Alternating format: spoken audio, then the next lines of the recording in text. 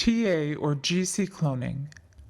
TA cloning takes advantage of the A overhangs that are added to the 3' ends of PCR products by Taq and some other polymerases.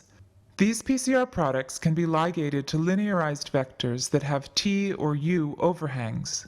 Simulation of TA cloning in SnapGene is simple. As an example, I'll insert the gene for yeast VPS74 into a TA cloning vector. I open the Actions menu and choose TA or GC cloning followed by TA cloning. The dialog opens to the Insert tab and VPS74 is already chosen as the source of the insert. I click on the VPS74 feature to select it. Now I switch to the Linearized Vector tab.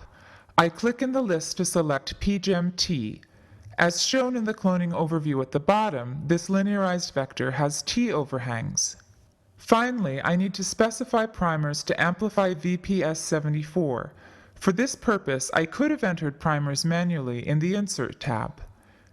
Instead, I'll let SnapGene design suitable primers automatically. I switch to the Product tab and press the Choose PCR Primers button. I stay with the default settings and press Choose Primers. At this point, the green box says that I'm ready for TA cloning.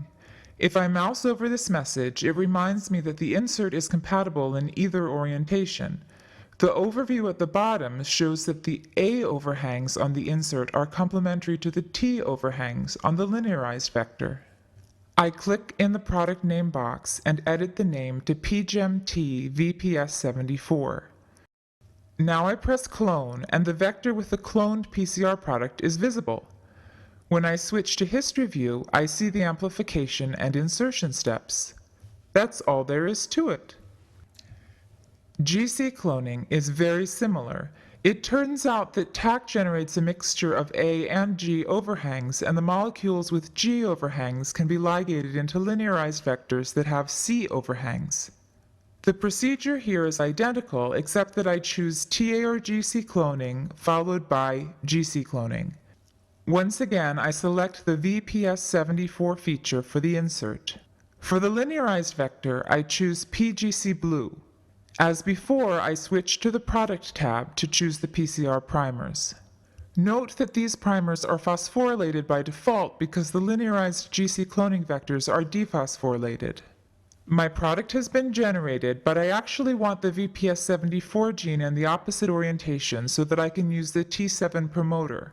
For this purpose, I click the leftward pointing arrow in the cloning overview to flip the orientation of the insert. In the cloning overview, note that the ends of the insert have R overhangs, indicating that the overhanging bases can be either A or G, but in the product the ligation generates GC base pairs. I won't repeat the final steps, which would be to give the product file a name and then press Clone. The TA and GC cloning dialogs are pre-populated with a variety of commercially available linearized vectors. If you have a custom linearized vector, it can be chosen instead. These options should allow you to simulate TA or GC cloning quickly and easily.